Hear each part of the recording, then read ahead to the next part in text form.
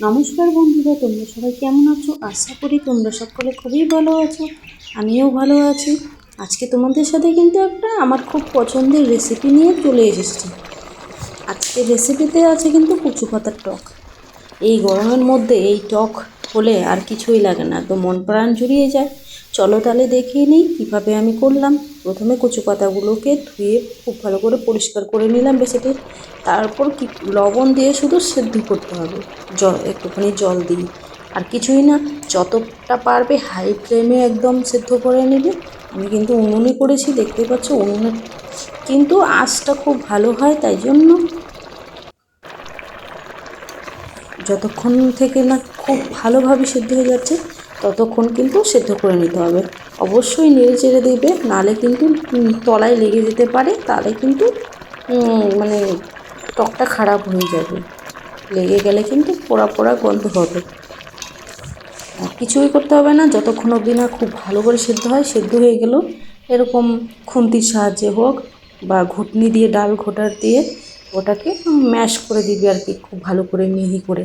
আমি কিন্তু আজকে তেঁতুল দিয়ে করব টকটা, তাই জন্য কিন্তু আমি দেখো নিয়ে নিয়েছি তেঁতুল। এটা কিন্তু আমি দিয়ে দেব।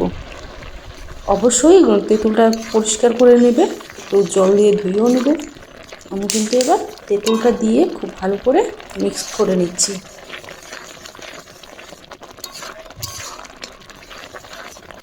এটা কিন্তু আমার মায়ের রেসিপি, আমার মায়ের হাতের রেসিপি। আজকে আমি করলাম, তোমাদের সাথে একটু শেয়ার করলাম।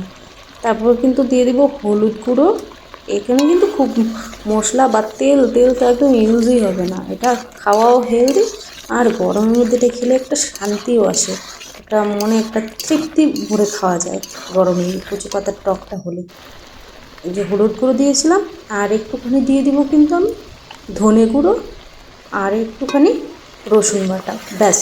আর কিছু মশলা কিন্তু আমি এখানে ইউজ করব না, বা ইউজ করতে লাগবে না। এতেই কিন্তু একদম ফাটাফাটি টেস্ট হয়ে যাবে। খুব ভালো করে মিক্স করে একদম ভালো করে জাল করে নিতে হবে। দেখতে পাচ্ছ, দেখো আমার পাতাগুলো কিন্তু অনেকটাই ম্যাশ হয়ে গেছে। এবার দেখতেই পাচ্ছ টক কিন্তু আমার অলমোস্ট রেডি। এখন কিন্তু কয়েকটা কাঁচা লঙ্কা দিয়ে দিব, কারণ এটা ভাতের সাথে খেতে ভালো লাগবে, তাই জন্য। এবার নেড়ে চেড়ে নিলাম কিছুক্ষণ, আর কিছুক্ষণ মানে 2 থেকে 3 মিনিটের মতন। তাই দেখো আমার কিন্তু হয়ে গেল,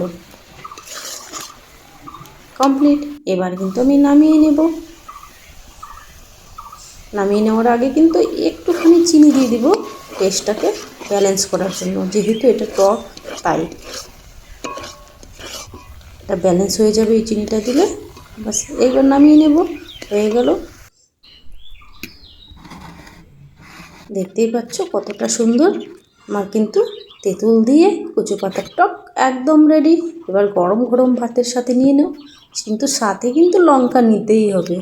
দেখো আমি এইবার কিন্তু খাওয়া দাওয়া করতে শুরু করে দিলাম, একদম গরম গরম ভাতে কচু পাতার টক নিয়ে লঙ্কার ডলে, বাস। খাওয়া কিন্তু জমে গেল। তোমাদের ভালো লাগলে অবশ্যই লাইক কমেন্ট করে সাবস্ক্রাইব করতে ভুলো না।